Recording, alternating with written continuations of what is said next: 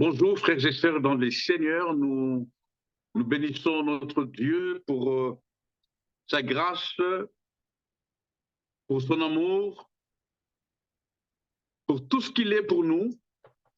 Nous lui sommes reconnaissants et en ce jour, nous bénissons particulièrement tout ce qu'il a prévu pour nous. Comme vous le savez, nous sommes de ceux qui, avant de venir ici-bas sur terre, nos vies, chacun de nous, en particulier, nos vies avaient été inscrites dans les livres de vie par le Seigneur de gloire. Ceci étant, nous bénissons les dieux qui nous envoient. Nous bénissons le Saint-Esprit de Dieu qui nous permet et qui nous aide de vivre exactement ce qui avait été inscrit dans les livres de vie quand nous n'étions que des masses informes. Nous bénissons le Seigneur Jésus qui est allé à la croix, qui a accepté que son sang coule afin de nous protéger. Nous rendons la gloire à l'Éternel. Seigneur, c'est toi qui es Dieu. Éternel, c'est toi qui es Dieu. Nos vies sont à toi et nous te couronnons. Reçois toute la gloire, la louange, la puissance et l'honneur. Dans le nom de Jésus, nous bénissons ce moment et nous renvoyons libre toute pensée captive. Nous bénissons ce moment et nous nous disposons à écouter les conseils de Dieu, de prier ensemble afin de pouvoir vivre, car tu nous as créés et tu nous as donné une vie en abondance. Béni sois-tu, Seigneur, béni sois-tu. Au travers de ce message, au travers de ce partage, notre unique but est de te glorifier, de te louer, de te bénir. Que ton peuple reçoive ce message, que les chaînes tombent, que les écailles tombent et que ton peuple se décide de vivre pleinement, alors pleinement, la parole de Dieu. Au nom de Jésus, nous avons prié et nous disons Amen. Nous sommes heureux d'être là, en ce jour, sur cette plateforme Cœur à Cœur, afin de partager avec vous cette pensée merveilleuse de notre Seigneur et Sauveur Jésus-Christ de Nazareth. Quelqu'un dit avec moi Amen. Alléluia, alléluia. Nous bénissons Dieu, nous bénissons Dieu. Nous savons que le Seigneur est avec nous. Il nous garde et il nous protège parce qu'il nous aime, parce qu'il nous a aimés le premier, avant que nous ne soyons même formés dans les seins maternels, comme nous le disons. Alors nous bénissons les Seigneurs. Alléluia. Gloire à Dieu. Nous sommes dans notre série où nous parlons, depuis que nous avons commencé, et nous vous le disons déjà, jusqu'à ce que le Seigneur ne revienne, nous ne parlerons que de ça. Nous n'avons qu'un seul mandat, un seul, à savoir encourager le peuple de Dieu, fortifier l'Église du Christ, à ce que chacun de nous se décide tout simplement d'être sérieux. Alléluia. Oui, d'être sérieux. Et c'est un mandat que nous avons reçu du Seigneur. Nous le croyons et nous le confessons haut et fort. Nous avions, à un moment donné de notre vie, pris un temps de méditation, de réflexion, pour chercher à comprendre le pourquoi du comment. Il y a tellement des incompréhensions sur terre, il y a tellement des choses qu'on ne comprend pas. Je pourrais même dire, sans avoir peur, qu'on ne comprenait pas. Et dans notre méditation, nous sommes permis de demander à Dieu, mais pourquoi? Pourquoi est-ce qu'il y a ça? Pourquoi il y a autant de divorces dans les couples chrétiens? Pourquoi ceux qui prient sont-ils méchants? Pourquoi ceux qui ont des grosses Bibles comme la mienne sont-ils aigris? Pourquoi ceux qui jeûnent sont-ils aussi colériques? Nous avons des gens qui vont à l'église chaque dimanche, chaque mardi, d'autres chaque mercredi. Nous avons des gens qui font des jeûnes des 40 jours, des 60 jours, mais qui ne changent pas, qui sont les mêmes. Nous nous sommes posé cette question. Nous sommes permis de nous poser cette question, de réfléchir à haute voix pour savoir quel est le problème. Qu'est-ce qui fait que... Et c'est là, après un long moment de réflexion, le Saint-Esprit nous a convaincus que le problème, c'était nous. Ah oui, le problème, c'était nous. Ce n'était pas le diable, ni les démons. Le problème, c'était nous. Et c'est pourquoi nous n'allons jamais prêcher un message sur comment chasser les démons. Non. Non, je n'ai pas peur de vous le dire, vous allez me comprendre. Nous n'avons pas, nous ne sommes pas là pour prêcher un message, pour briser le lien héréditaire, pour détruire les autels sataniques. Non, non, non. Nous prêchons un seul message d'encouragement, à savoir que chacun se décide d'être tout simplement sérieux. Dis à ton mari qui est à côté de toi, soyons sérieux.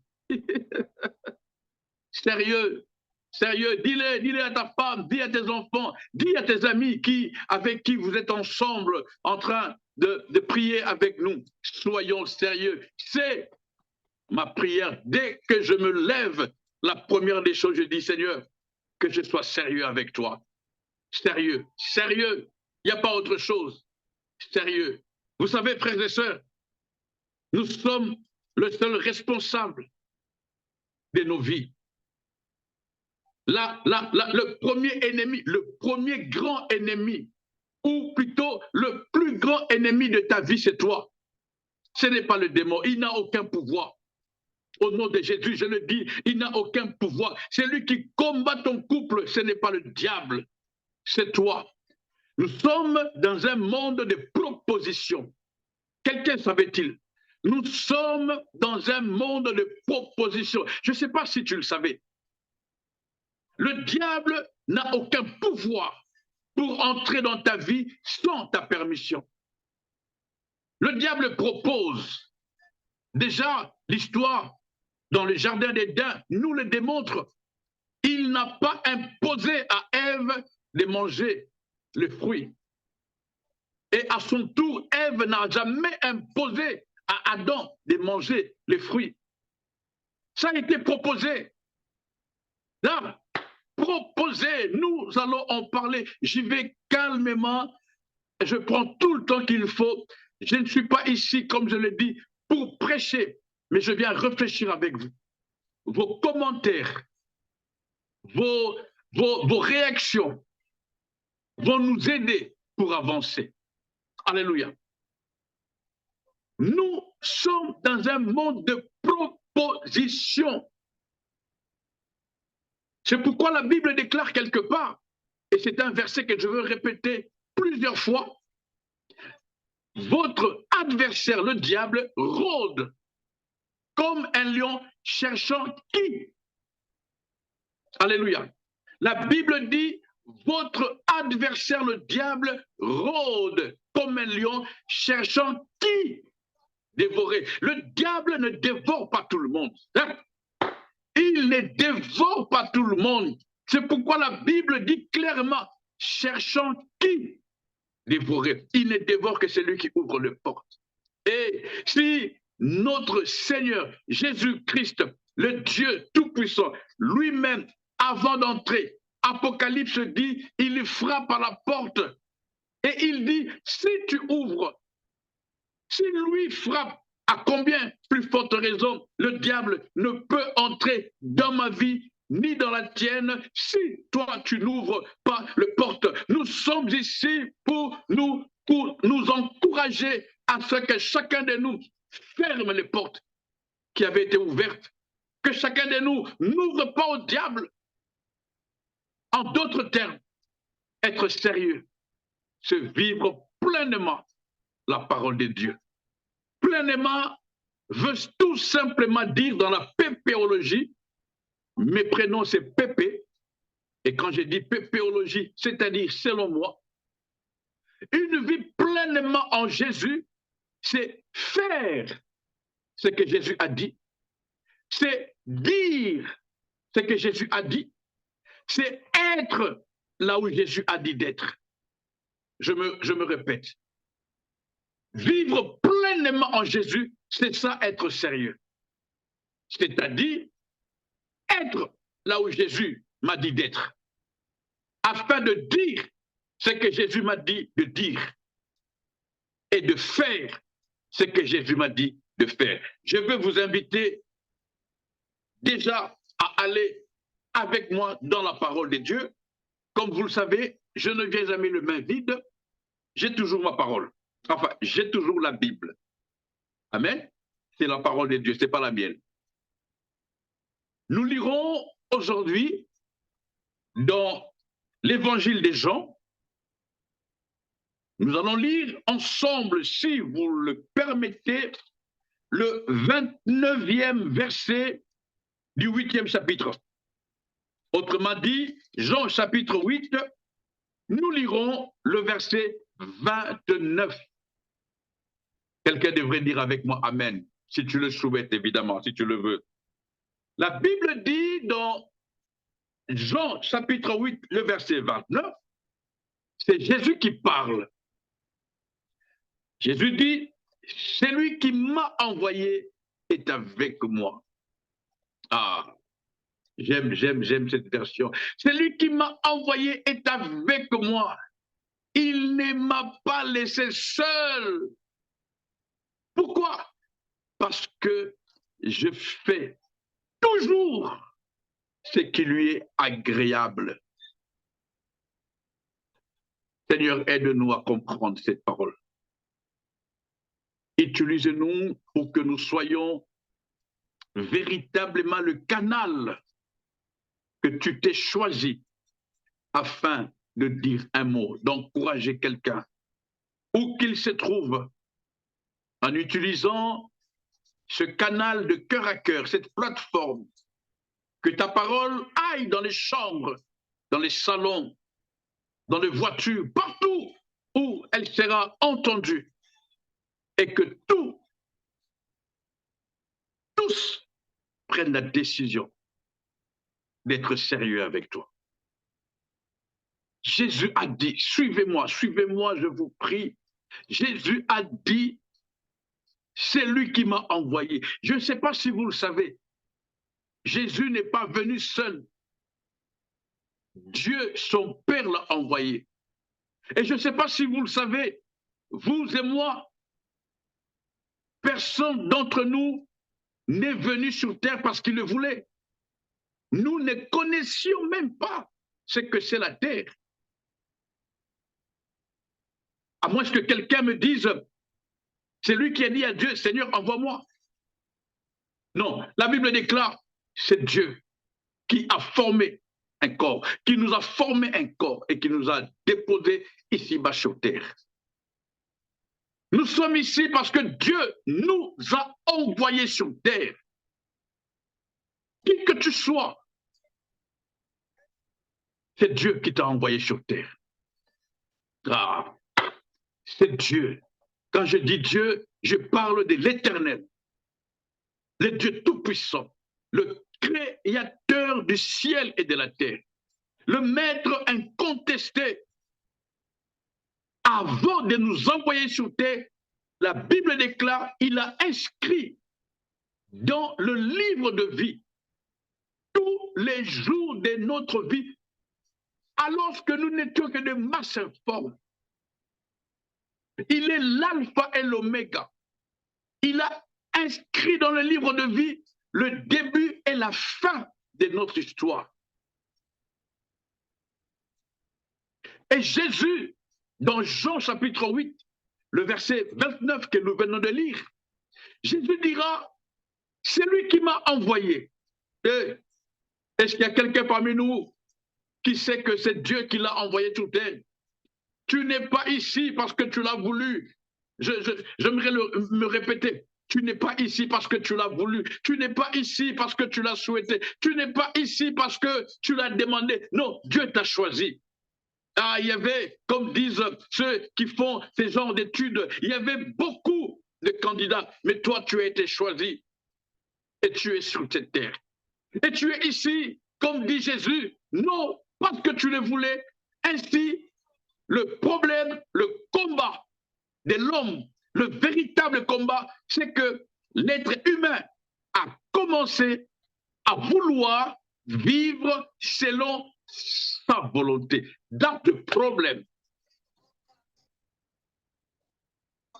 Étant sur terre, envoyé par Dieu, non pour notre volonté, mais pour sa volonté. Le même Seigneur Jésus, à un moment donné, vers la fin de sa vie, en tout cas ici-bas, sur la planète appelée Terre, dans le jardin de Gethsémane, il est écrit, il fera une prière puissante où il dira, Père, s'il est bon que tu éloignes de moi cette coupe. Écoutez ce que Jésus dit, mais non pas ce que je veux, mais ce que toi tu veux. C'est-à-dire que ta volonté prône, que la volonté de Dieu seule s'exécute.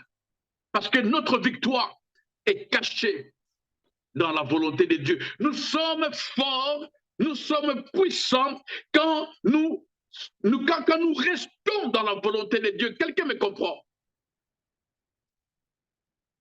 Quand nous restons dans la volonté de Dieu. Ton combat. J'ai dit à quelqu'un, les mains levées, je sens dans mon esprit, je le dis, je le sens très fort. Ton combat, c'est que tu vis selon ta volonté. Ton combat, c'est que tu es en train de chercher à accomplir ta volonté. Dis stop, arrête avec ça. Il n'y a pas de démon à chasser. Il n'y a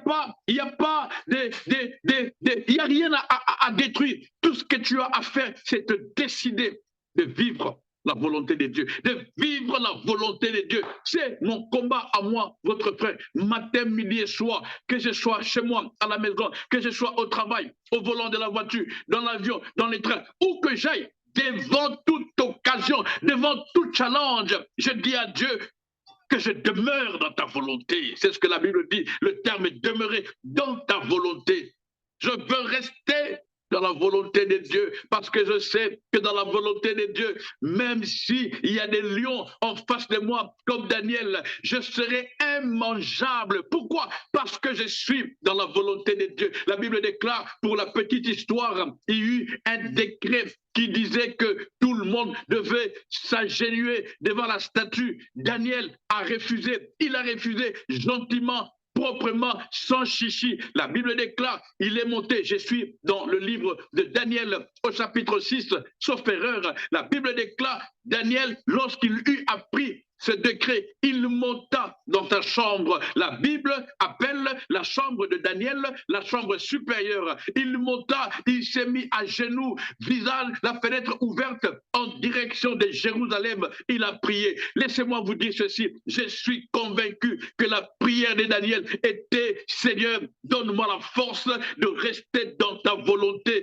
Quelle est la volonté de Dieu? La volonté de Dieu, c'est que tu ne t'agenouilles devant aucun autre Dieu, aucune statue, devant rien, si ce n'est devant Dieu tout seul. La loi le dit, oui, tu n'adoreras que l'Éternel ton Dieu, lui seul, et tu ne te prosterneras que devant lui. C'est pourquoi Daniel, ayant compris cela, la loi de Moïse, sachant qu'il ne peut adorer aucune autre créature, il ne peut adorer aucun autre Dieu, il ne peut s'agenouiller que devant El Shaddai, le Dieu tout-puissant. Daniel a dit à Dieu, je reste dans ta volonté. S'il faut aller dans la fosse, j'irai dans la fosse. S'il faut aller dans la fosse, j'irai dans la fosse. Quand tu es dans la volonté de Dieu, tu seras immangeable, instoppable. Daniel ne s'est pas débattu. Daniel est parti calmement. Il n'a pas été déposé, il fut jeté dans la fosse aux lions. Mais l'histoire dit, le lendemain matin, il est sorti. Pourquoi Daniel dira au roi qui est venu le matin le voir, Daniel dira, mon Dieu a envoyé son ange qui a fermé la gueule des lions. Et je dis à quelqu'un, ton Dieu, quand tu restes dans sa volonté, quand tu te décides de faire ce que lui t'a dit de faire, quand tu te décides d'obéir absolument, totalement à la parole, il va envoyer son ange qui va fermer la gueule de toutes les factures qui te rendent malade. Il va fermer la gueule de ces fléaux de divorce. Il va fermer la gueule de toute maladie. Ils ne pourront pas te toucher. Tu seras immangeable. Tu seras instoppable. Quelqu'un devrait dire avec moi, alléluia. Je sens cette onction monter en moi, cet encouragement pour dire à quelqu'un, reste dans la volonté de Dieu. Elle n'est pas loin, dit la Bible. Elle est dans ton cœur. C'est la volonté de Dieu. Et Jésus a compris. Jésus a compris. Ah, j'aime notre Seigneur pour son obéissance. Le Seigneur a dit, c'est lui qui m'a envoyé. Ah, c'est lui qui m'a envoyé, ne m'a pas laissé seul. Il y a même une version qui dit, il ne m'a jamais laissé seul. Il est toujours avec moi. Pourquoi? Parce que je fais toujours ce qui lui est agréable. Ah,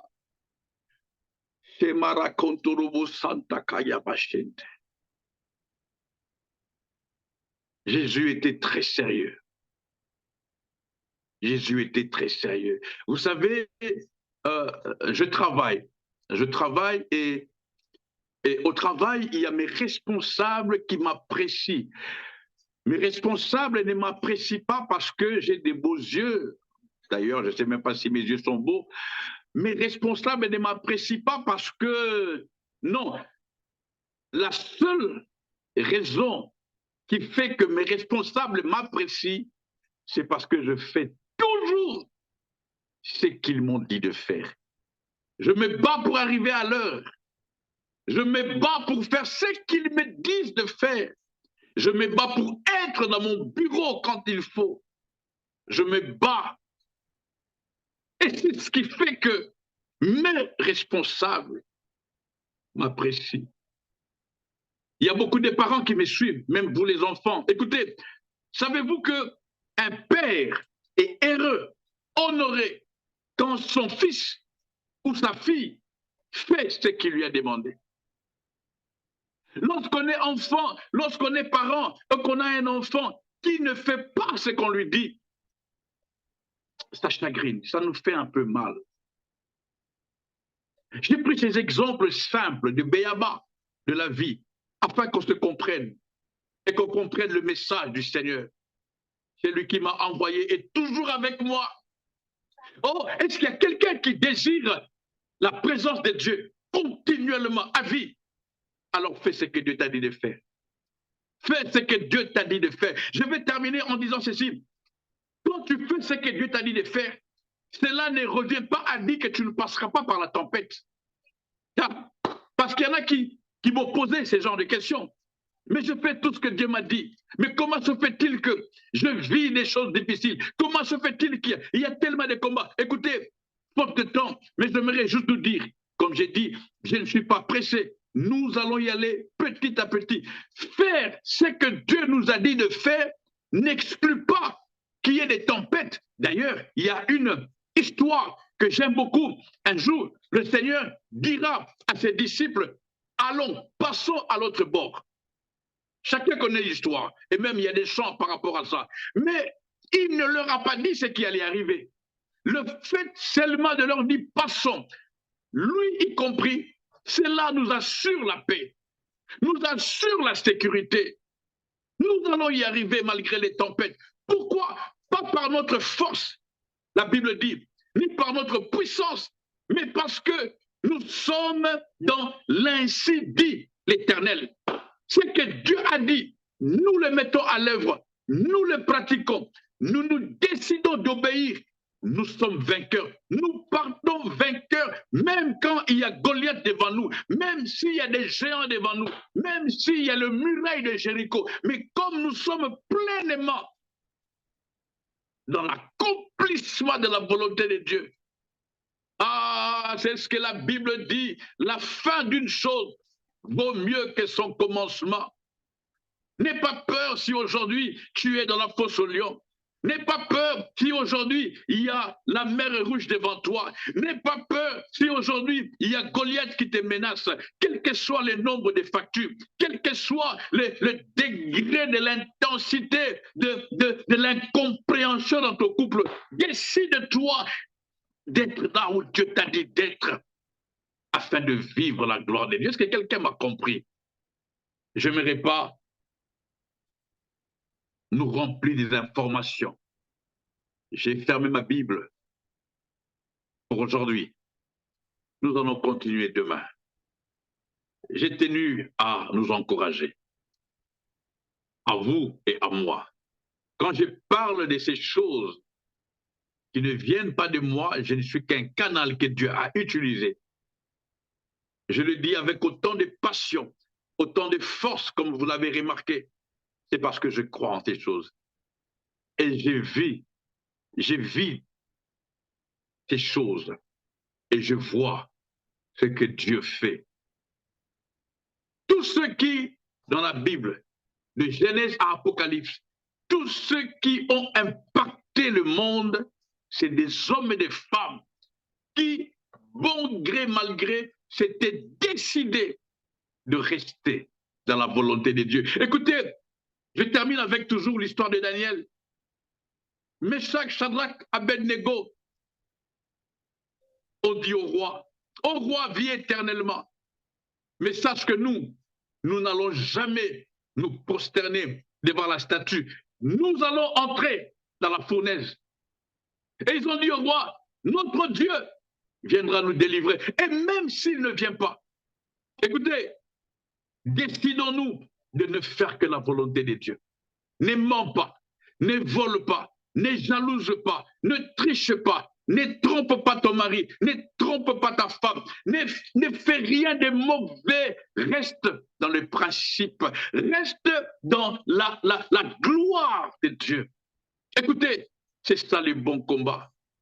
Oh, je le dis et je le redirai toujours, je ne prie jamais pour avoir une voiture, je ne prie jamais pour avoir une chemise, je ne prie pas pour avoir du pain à la maison. Non, je me bats. C'est ce que la Bible dit, combat le bon combat, parce qu'il y a de faux combats. Je me bats matin, midi et soir, et même là, pendant que je vous parle, je me bats pour ne faire que ce que Dieu a dit. Et le reste, c'est ce que la Bible dit. Le reste vous sera donné. Je ne cherche pas le reste. Je ne demande pas le reste. Je suis dans une dimension qui dit le bonheur et la grâce vont accompagner. Ce n'est pas à nous d'accompagner ou de courir derrière le bonheur et la grâce. Le bonheur et la grâce reconnaissent celui qui vit dans la crainte de Dieu. C'est de ça que je parle, c'est-à-dire le sérieux. Le sérieux. Sois sérieux avec Dieu. Prier, c'est bien. Mais être sérieux, c'est beaucoup mieux. Ta prière sera puissante, comme dit Jacques. Ta prière sera efficace parce que tu seras un homme juste.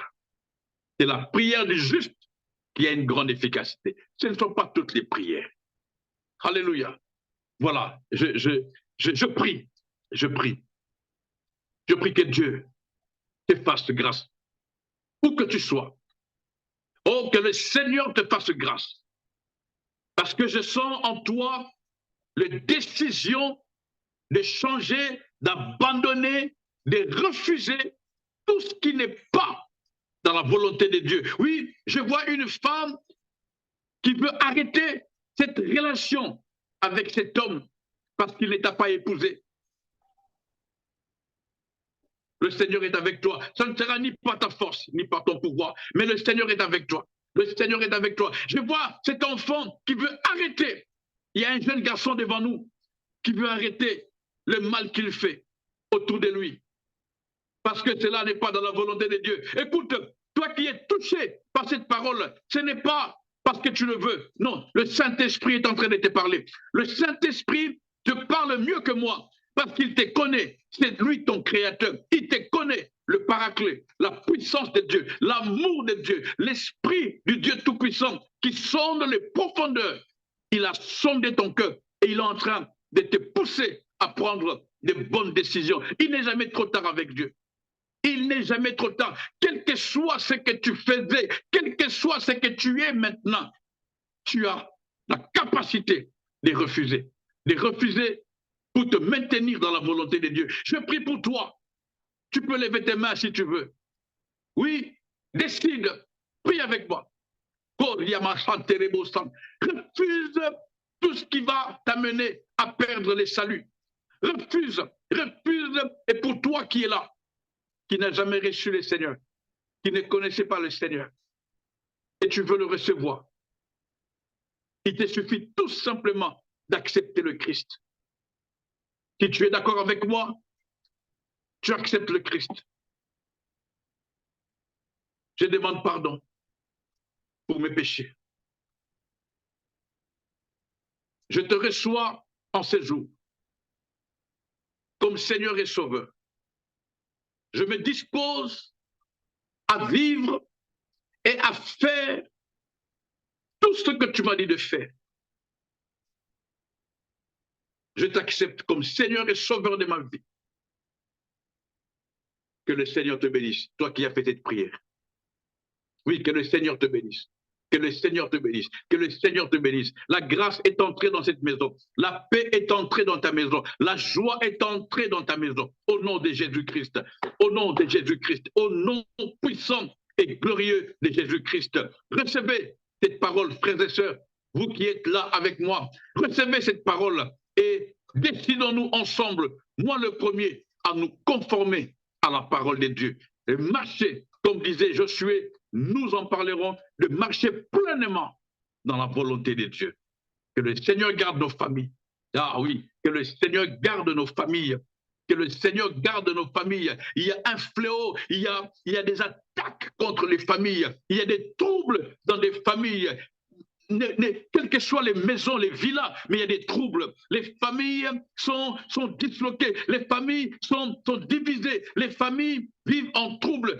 Je prie que la paix de Dieu, la véritable paix de Jésus-Christ s'impose dans chaque famille. Maintenant, au nom de Jésus-Christ, au nom puissant de Jésus-Christ de Nazareth, je prie que le Dieu de gloire, lui qui est le premier à créer une famille, que sa main puissante soit sur les familles, sur le couple, la paix dans les couples, la compréhension dans les couples, la paix, oui, la paix dans les couples, la paix dans ton couple, la paix dans ton couple, la paix dans ta maison, avec tes enfants, la paix entre les enfants, la paix au nom de Jésus. Je sens dans mon esprit d'insister sur la paix, que la paix de Dieu s'impose dans chaque famille et que l'Éternel Dieu soit glorifié au nom de Jésus-Christ. Nous avons prié et nous disons Amen. Voilà, nous vous remercions de nous avoir acceptés dans vos maisons, dans vos smartphones, dans votre voiture, partout où vous nous avez suivis. Nous vous donnons rendez-vous demain à la même heure afin de pouvoir passer un excellent moment de partage, de prière, d'exhortation dans le seul but d'être agréable à Dieu. Alléluia. et selon que nous les disons dans la pépéologie, de plaire à Dieu en étant sérieux. Ce qui revient à dire de faire tout simplement la volonté de notre Seigneur. Que Dieu vous bénisse et à demain. Bye bye.